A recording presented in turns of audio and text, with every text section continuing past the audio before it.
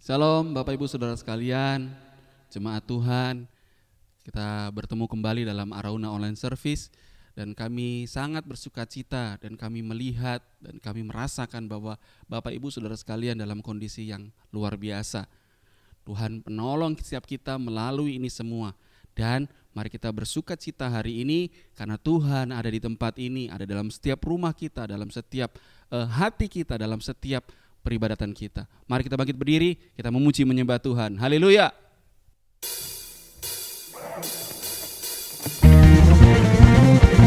Lagu batu kita, kota benteng kita yang tidak akan goyah. Amin.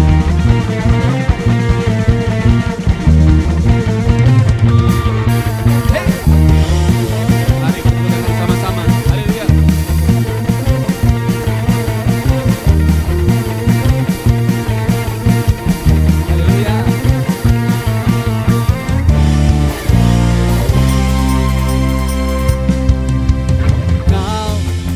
Batuku dan kau, kota bentengku, tak akan ku ragu.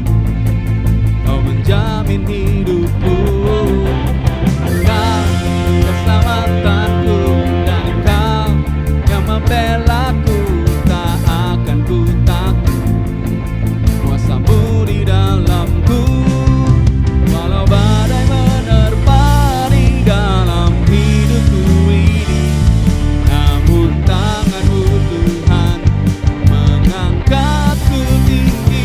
Kau Tuhan yang benar, tak pernah tinggalkan. Dahulu, sekarang, selamanya, janjimu tak berubah. Kau Alfa dan Omega, awal dan akhir. Semesta alam memuja Engkau Tuhan yang benar.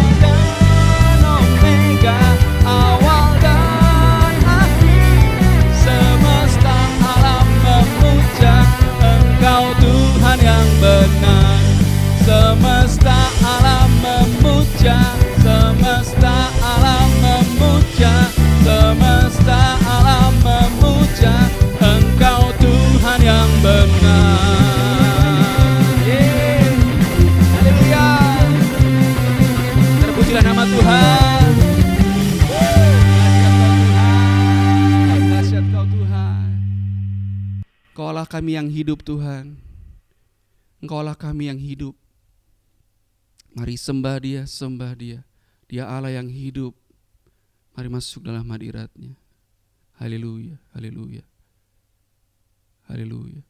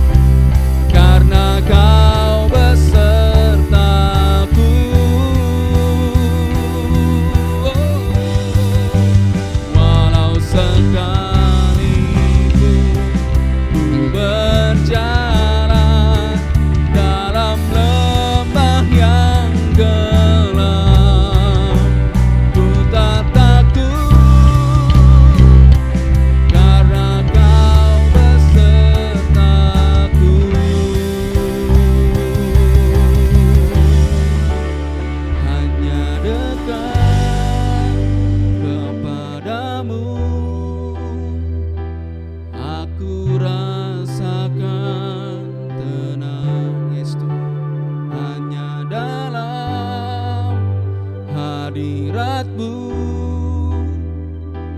Ku rasakan damai-Mu, padamu ku berserah. Yesus sumber harapanku, ku percaya padamu penyelamatku.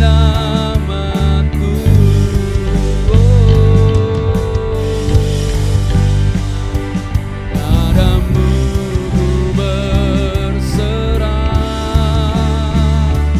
Yesus sumber harapanku, ku percaya padamu penyelamatku. Padamu Tuhan, padamu ku berserah. Yesus sumber harapanku, ku percaya padamu penyelamatku.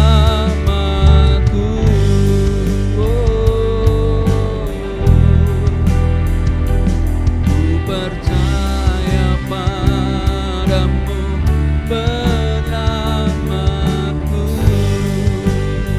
Ya Tuhan, ku percaya padamu penyelamatku.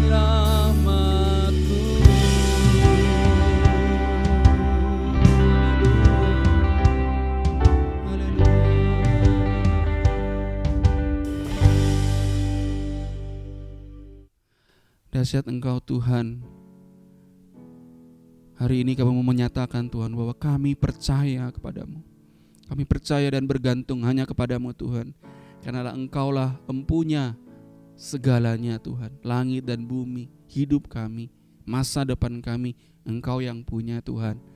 Terima kasih Tuhan. Kami siap untuk mendengarkan hamba-Mu berbicara. Lewat firman-Mu Tuhan berbicara.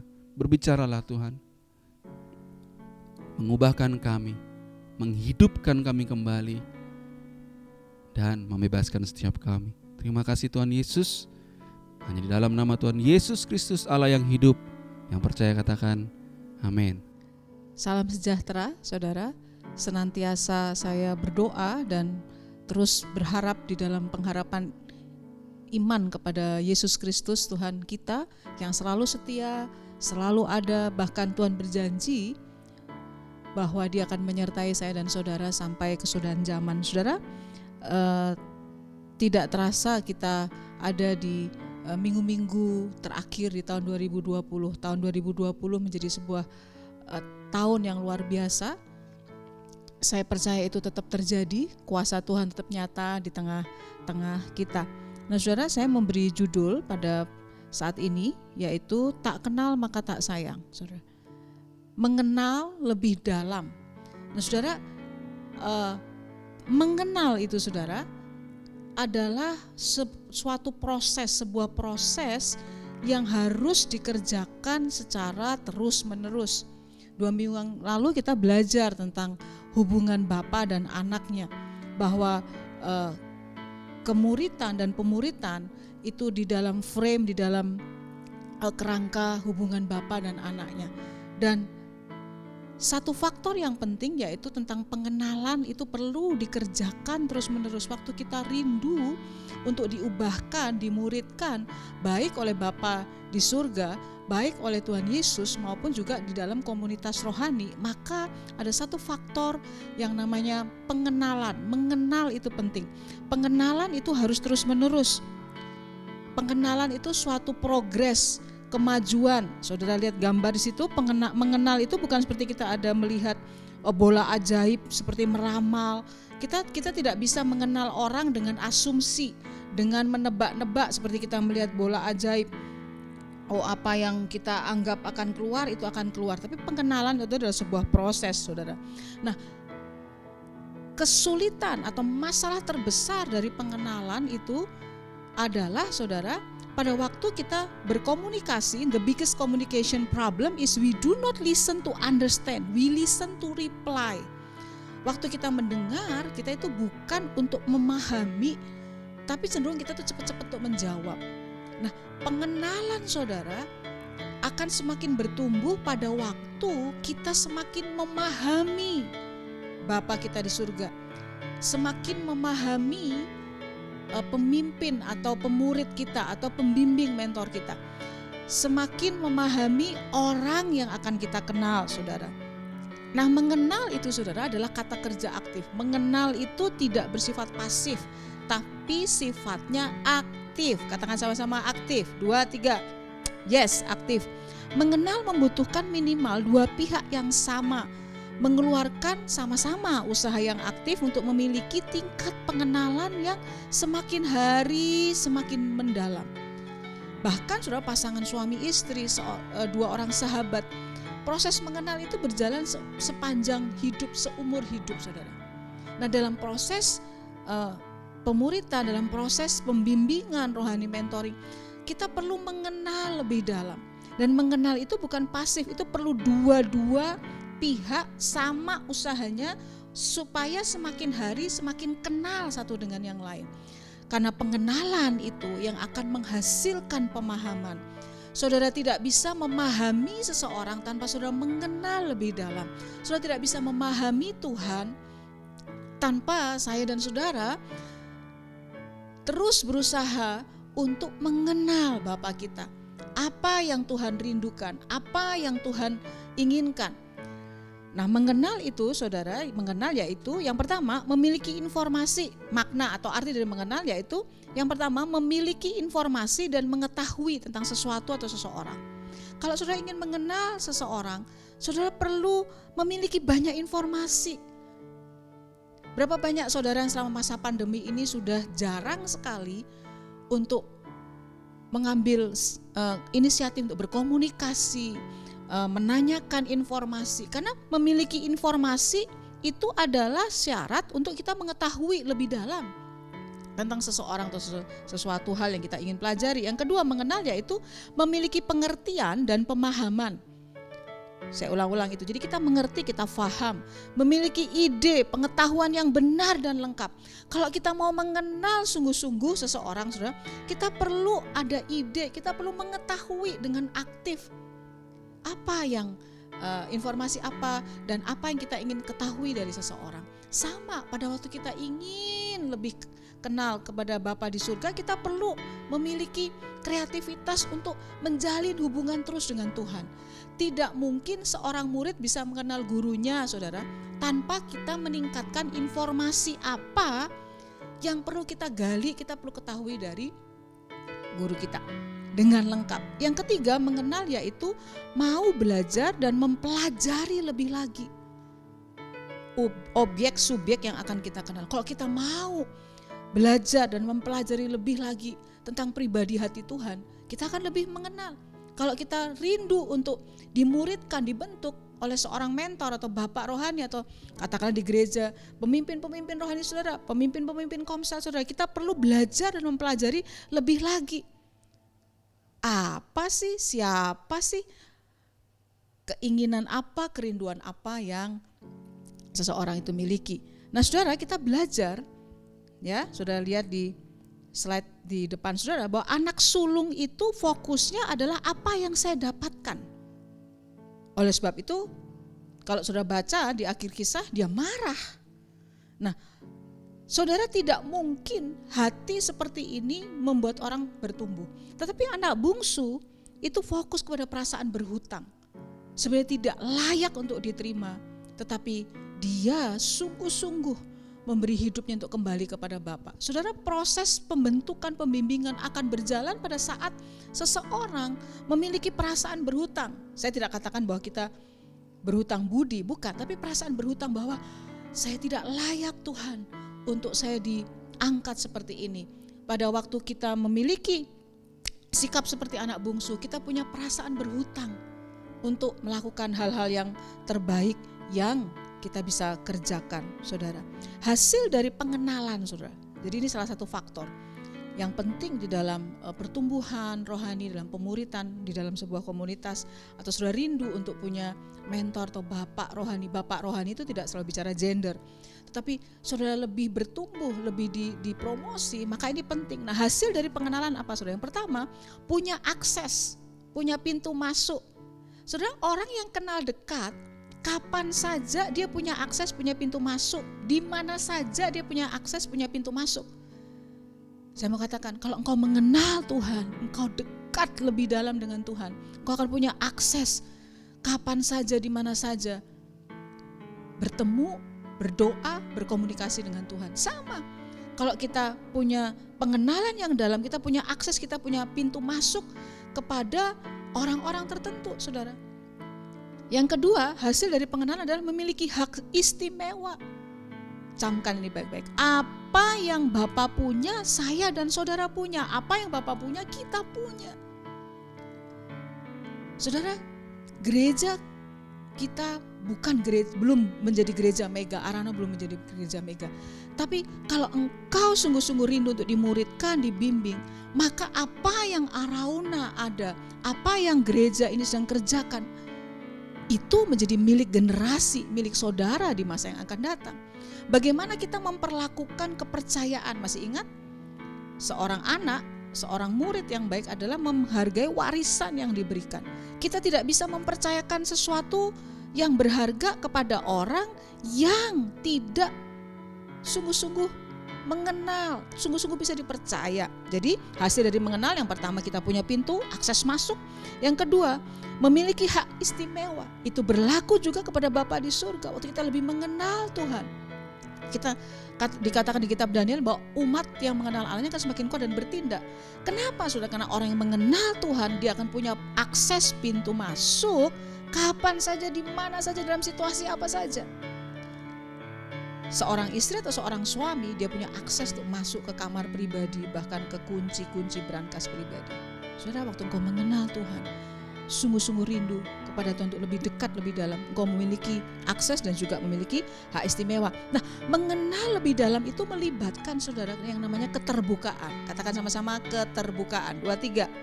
Yes, keterbukaan. Mengenal lebih dalam itu melibatkan keterbukaan. Keterbukaan itu salah satunya adalah belajar terbuka, mengakui kesalahan, mengakui terbuka siapa diri kita sesungguhnya. Melepas setiap topeng ketidakmurnian dalam hati kita. Kita tidak bisa dibimbing, kita tidak bisa bertumbuh tanpa kemurnian hati. Nah, persoalannya saudara, mengapa di dunia ini tidak banyak orang yang mau jujur, terbuka siapa dirinya? Salah satunya saudara, karena itu mengandung resiko penolakan. Nah, tanpa disadari di dalam penggembalaan, dalam pemuritan, dalam pembimbingan, mentoring di komunitas rohani ini terjadi. Oleh sebab itu 2 minggu lalu saya katakan, orang bisa rajin ke gereja, orang bisa beribadah, orang bisa berbondong-bondong ke ibadah. Yang penting satu, jangan dibentuk, jangan dimasukin hal-hal yang perlu dibentuk secara pribadi dalam diri seseorang. Kenapa orang tidak sungguh-sungguh mau untuk jujur, terbuka, saudara? Karena dia berpikir risikonya penolakan. Padahal saudara, spirit of rejection, penolakan, roh yang merasa tertolak itu jika terlalu menguasai itu membuat orang-orang tidak bisa bertumbuh. Bahkan di dunia sekuler pun tidak bisa seseorang itu bisa dipromosi pada waktu dia tidak terbuka untuk di-shape, dibentuk, dididik, dimentor, diubahkan oleh pembimbingnya. Saudara saudara karyawan profesional di kantor, saudara perlu mengembangkan sifat itu, sikap itu. Nah, saudara, apa kata firman Tuhan tentang keterbukaan dan pengakuan? Apa kata firman Tuhan tentang pengakuan? Ya, saudara, saya rindu saudara mencatat karena ini cukup cepat begitu, saudara, alirannya sampai di titik ini. Nah, apa kata firman Tuhan tentang sesuatu pengakuan atau keterbukaan?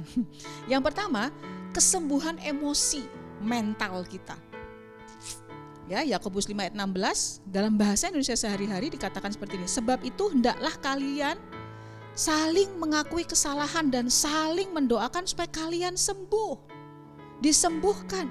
Bayangkan saudara, waktu kita mengakui kesalahan, kita terbuka, ternyata ada kuasa yang mengikutinya lagi yaitu kuasa kesembuhan. Kenapa ada orang-orang yang tidak pernah sembuh dari satu area atau dua area yang terus hitam, gelap dalam hidupnya? Karena tidak mengerjakan ayat ini. Ya, hendaklah kalian saling mengakui kesalahan dan saling mendoakan supaya kalian disembuhkan. Dan ajaibnya, saudara, catat ini baik-baik. Ini suatu hal yang menyegarkan saya juga waktu mempersiapkan bahan ini. Kita suka mengutip ayat yang berikutnya tanpa kita tahu bahwa ada alasan. Nah, ternyata pada waktu ada keterbukaan mengakui kesalahan saling mendoakan, saudara, dikatakan ayat selanjutnya, doa orang yang menuruti kemauan Allah mempunyai kuasa yang besar. Terjemahan lain katakan doa orang benar besar kuasanya. Tapi saya suka dalam terjemahan bahasa Indonesia sehari-hari dikatakan doa orang yang menuruti kemauan Allah. Kemauan Allah yang mana? Waktu kita terbuka, kita rindu untuk saling mengaku, disembuhkan, saling mendoakan. Dan waktu itu terjadi, proses pemulihan terjadi, maka doa-doa itu akan dijawab penuh kuasa. Itu Alkitab katakan. Di rumah, di kantor, di bisnis saudara, waktu ada keterbukaan, waktu ada kesembuhan emosi dan mental, ada kuasa di dalam doanya, diampuni versus kesembuhan emosi. Pada waktu kita saling mengampuni, ada kesembuhan emosional, ada kesehatan mental. Yang kedua, saudara, apa kata firman Tuhan tentang pengakuan atau keterbukaan? Itu permulaan yang sehat. Amsal 28 ayat 13 mengatakan, siapa menyembunyikan pelanggarannya tidak akan beruntung, tetapi siapa mengakuinya dan meninggalkannya akan disayangi. Kita ingat pada waktu proses kita belajar di sekolah, guru kita seringkali tahu kesalahan kita sampai kita benar-benar mengakuinya, baru dia akan memberi jalan keluar, baru dia akan menolong kita, membimbing kita. Betul saudara? Sama. Di dalam hubungan kita dengan Bapa di surga, di dalam hubungan komunitas rohani, ya, pembimbingan, mentorship, siapa menyembunyikan pelanggarannya tidak akan beruntung, tapi siapa mengakuinya dan meninggalkannya akan disayangi. Mengaku, meninggalkan, disayangi. Mengaku, meninggalkan, disayangi. Saudara, Tuhan tidak pernah menolak kita pada waktu kita mengaku dan meninggalkan setiap kesalahan dan kelemahan saya dan saudara. Sementara kita sedang beribadah mendengar khotbah, kalau engkau sedang mengalami itu, engkau tidak lagi menuntut, kan saya yang harusnya ditolong. Enggak, engkau rendah hati dan mengatakan, aku mengaku, aku akan meninggalkan itu. Kasih sayang Tuhan akan hadir, menguasai, menjamah hidupmu dan hidupku. Nah, dalam proses ini kita perlu mengampuni diri sendiri. Saudara, saya banyak mengalami kesalahan, kelemahan, baik secara sengaja atau tidak sengaja. Seringkali saudara, waktu kita sudah mulai berubah, maka orang-orang di luar kita akan mengatakan, oh kan kamu seperti itu, kan kamu seperti ini. Kita perlu belajar mengampuni diri sendiri. Saudara, saya perlu menguatkan saudara perlu untuk mengampuni diri sendiri, mengasihi diri saudara sendiri. Karena itulah kunci nantinya kita akan bisa dengan mudah mengampuni orang lain, mengasihi orang lain. Selama kita terus tidak bisa terima diri, kita akan terus menuntut orang, kita mengingat kesalahan orang, kita nggak bisa mengampuni diri sendiri. Dr. Neil Houston, seorang sosiologis, mengatakan begini saudara. Jadi diri sendiri, be yourself, no one can wear a mask for very long. Jadilah dirimu sendiri. Nggak ada orang yang bisa pakai topeng itu saudara terus-terusan. Badut itu kan topengnya itu sengaja ya didesain supaya hari itu dia akan jadi happy, dia jadi badut yang sad. Nah, pertanyaan saya, topeng apa yang engkau dan saya sedang pakai hari ini? Siapa yang menyembunyikan pelanggaran tidak akan beruntung, tapi siapa mengakui dan meninggalkannya akan disayangi. Yang ketiga, saudara, apa kata firman Tuhan tentang pengakuan atau keterbukaan? Yakobus 4 ayat 10, rendahkanlah dirimu di hadapan Tuhan dan Ia akan meninggikan kamu. Kuasa Tuhan mengubahkan tuh orang-orang yang terbuka, mengakui, rela untuk dibentuk, saudara. Starve the ego, feed the soul. Ya. Ego kita itu perlu dibikin lapar saudara, tapi jiwa kita, kebesaran diri kita itu perlu dibesarkan, perlu dibangun, perlu diberi makan. Jangan beri makan terus ego kita, karena itu akan jadi tuan di dalam tahta hati kita saudara. Nah, Yakobus katakan rendahkan dirimu di hadapan Tuhan, termasuk di situ rendahkan diri kita untuk dibentuk, dibimbing. Gereja akhir zaman akan menjadi gereja yang memuridkan dan memberdayakan orang. Gereja atau komunitas rohani yang tidak mengerjakan ini, sekalipun dia mega, sekalipun dia besar, saya takut Tuhan akan mengatakan, aku tidak kenal kamu. Kata rendahkanlah dirimu dipakai kata tapeino. Sedangkan kata meninggikan sebagai janji Tuhan, ia akan meninggikan saya dan saudara itu hupso. Ditinggikan dengan kekuatan supranatural Tuhan.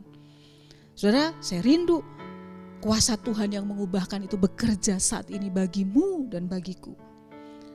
Saudara, kuasa Tuhan yang mengubahkan itulah yang namanya anugerah, grace, kasih karunia. Anugerah, kasih karunia atau grace itu dari Tuhan, saudara, asalnya.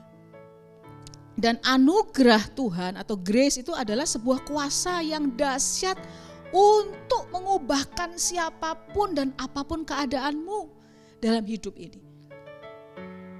Saya ragu kalau orang itu tidak terus berubah dan terus ada di sebuah daerah gelap. Engkau sudah terima anugerah Tuhan, karena anugerah Tuhan yang mengubahkan saya, mengubahkan saudara, dan mengubahkan banyak orang dari kegelapan atau keburukan atau kehancuran yang besar. Catat baik-baik ini, saudara. Kesombongan adalah deposito kehancuran. Catat baik-baik. Kesombongan adalah deposito kehancuran. Orang-orang yang sombong, orang-orang yang menolak untuk terbuka, merendahkan hati, itu sedang mendepositokan kehancuran. Nanti begitu tepat waktunya keluar deposito dalam tanda kutip, saudara, bunga kehancurannya udah gede banget. Saya berdoa, saudara, serahkan dirimu untuk dibimbing oleh Bapa di surga dan dimuridkan, ditumbuhkan dalam sebuah komunitas rohani atau gereja yang sehat. Yang keempat, saudara, apa kata firman Tuhan tentang keterbukaan, tentang pengakuan? 1 Yohanes 1 ayat 7 dalam terjemahan bahasa Indonesia sehari-hari dikatakan, tetapi kalau kita hidup di dalam terang, sebagaimana Allah di dalam terang, maka kita hidup erat, rukun satu sama lain. Saudara, saya suka gambar di situ. Semakin kita buka pintu, maka sinar kemuliaan lewat salib itu akan menerangi hidup kita. Dan hidup yang terang itu hasilnya apa, saudara? Hidup erat, rukun satu sama lain. Hancurkan kegelapan supaya kesatuan, kerukunan terjadi di setiap pribadi, setiap rumah tangga, di setiap mungkin bisnis saudara, hubungan-hubungan yang ada dalam kehidupan saudara. Nah, Pastor Rick Warren mengatakan satu quote yang bagus, satu kata-kata bijak yang bagus, saudara. Ketika hidup kita itu diterangi oleh kekekalan, saudara, ya, maka fokus kita akan berubah, saudara, dari how much pleasure am I getting out of life, jadi berapa besar kenikmatan saya akan dapat dari kehidupan ini. Fokus kita dari sini akan berubah, fokus kita menjadi how much pleasure is God getting out of my life.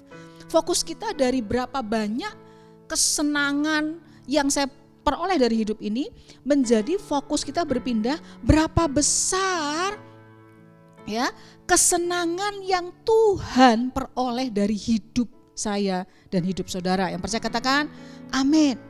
Fokus kita menjadi berapa besar ya Tuhan itu disenangkan oleh hidupku. Saudara,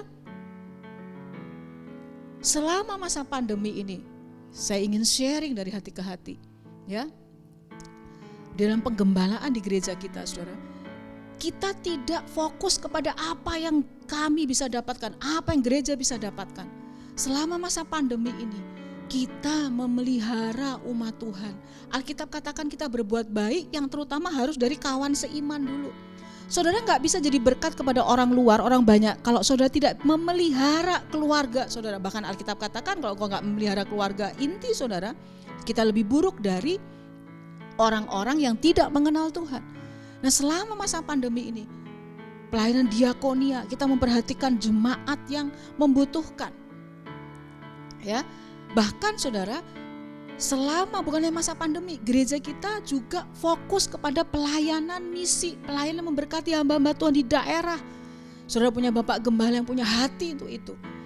memberkati guru-guru honorer yang ada di daerah-daerah yang mereka berjuang memelihara iman, murid-murid yang ada di daerah-daerah, guru-guru di daerah-daerah kecil mungkin.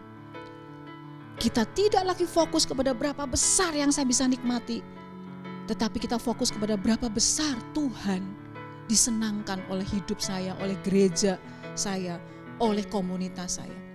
Saya berdoa supaya kita menjadi berkat dimanapun kita berada, saudara. Nah, apa yang menjadi halangan untuk orang itu bisa terbuka, jujur, melepas topengnya? Nah, dalam 1 Timotius 4 ayat 2 dikatakan seperti ini, oleh tipu daya pendusta-pendusta yang hati nuraninya memakai cap mereka. King James Version mengatakan speaking lies in hypocrisy, having their conscience seared with a hot iron. Jadi hatinya itu dicap, diselar besi panas. Itu ada gambarnya, saudara. Jadi binatang ternak itu, saudara, dicap oleh besi panas itu untuk stiker atau cap logo nama pemiliknya. Kita perlu mengubahkan atau minta Tuhan pulihkan dari cap hati nurani yang bengkok, gak murni, memanfaatkan. Bahkan dengan teman atau rekan seiman, kita tidak saling mendukung, tapi saling, Alkitab katakan saling makan, saling tidak murni. Sama di dalam hubungan waktu kita rindu untuk dibentuk, diubahkan. Kita perlu lepaskan selar besi panas itu, cap besi panas itu dari hati kita, yaitu oleh kuasa iblis. Ketidakmurnian, minta untuk Tuhan ubahkan. Nah, akibat dari mengenal lebih dalam dan lewat ketulusan dan kerendahan hati, yang pertama mendapatkan anugerah dari Tuhan. Tadi saya sudah katakan, Tuhan mengasihi orang yang rendah hati. Yang kedua, sudah mengalami diangkat tinggi oleh Tuhan. Ini bicara soal promosi pribadi, berkat dan sukacita. Yakobus 4 ayat 10, rendahkan dirimu di hadapan Tuhan dan Ia akan meninggikan kamu. Saya akan tutup khotbah pada hari ini, saudara. Keterbukaan, kerendahan hati dan kerelaan untuk dibentuk adalah tangga naik dalam kehidupan dan rahasia disertai Tuhan. Saya ulang, saudara, keterbukaan, kerendahan hati, kerelaan untuk dibentuk. Orang-orang yang punya kualitas ini, saudara, maka dia punya tangga naik dalam kehidupannya dan rahasia untuk disertai Tuhan. Saudara, saya dan saudara pun tetap perlu terbuka, rendah hati, rela untuk dibentuk. Situasi yang sulit, otoritas yang tidak mudah, kondisi yang menekan, itu sangat baik untuk 3 hal ini bisa terjadi. Kita menjadi pribadi yang penuh keterbukaan, kerendahan hati, dan kerelaan untuk terus dibentuk. Karena orang-orang yang seperti ini, mereka akan terus naik dalam tangga kehidupan. Dan rahasia yang luar biasa, orang-orang ini akan disertai oleh Tuhan. Tuhan memberkati kita semua. Mari kita tundukkan kepala dan berdoa. Ambil waktu beberapa saat.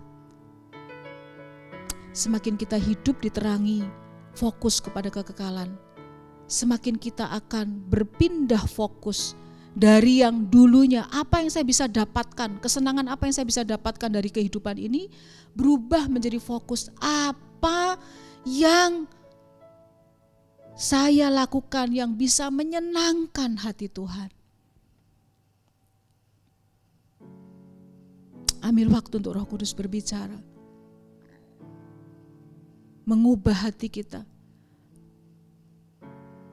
memulihkan selar cap besi panas dari ketidakmurnian yang iblis taruh dan kita hidupi bertahun-tahun. Minta untuk Tuhan ubahkan, minta untuk Tuhan pulihkan. Bahkan saat ini sementara kita berdoa, ada hubungan, ada kasih, ada komunitas rohani yang dibangkitkan lagi. Dan saya berdoa supaya Arauna ditumbuhkan di tahun yang akan datang. Kami bersyukur Tuhan untuk saat ini. Urapi setiap kami, sembuhkan dan pulihkan kami. Kami percaya ada keterbukaan, ada kerendahan hati, ada kerinduan untuk dibentuk. Itu itu yang akan membimbing kami menapaki tangga kehidupan yang lebih naik. Dan kami percaya rahasia disertai Tuhan adalah orang yang terus terbuka, rendah hati, rela untuk dibentuk. Terima kasih untuk hari ini Tuhan. Kami berdoa untuk bangsa kami, bangsa dan negara kami, pemerintahan pusat sampai ke daerah. Semua kami berdoa serahkan dalam tangan-Mu. Kami hancurkan setiap kuasa kegelapan. Orang-orang yang tidak takut akan Tuhan, yang berusaha untuk menghancurkan bangsa ini. Tuhan berhadapan langsung dengan mereka. Damai sejahtera-Mu melimpah atas bangsa, kota, dimanapun kami ada di bangsa ini Tuhan. Mari angkat kedua belah tangan-Mu, terima berkat dari Tuhan. Kiranya Tuhan menghadapkan wajah-Nya, berkat Bapa, Anak dan Roh Kudus mengalir, penyertaan Tuhan Yesus Kristus, penghiburan Roh Kudus menyertai saya dan saudara. Apa saja yang kau kerjakan dibuat Tuhan berhasil, keluar masukmu dilindungi oleh Tuhan, dan jadi berkat, jadi jawaban dimanapun kau ada. Di dalam nama Tuhan Yesus Kristus, semua yang percaya katakan amin. Tuhan memberkati. Sampai jumpa minggu depan. Kita ada tamu yang luar biasa, saudara.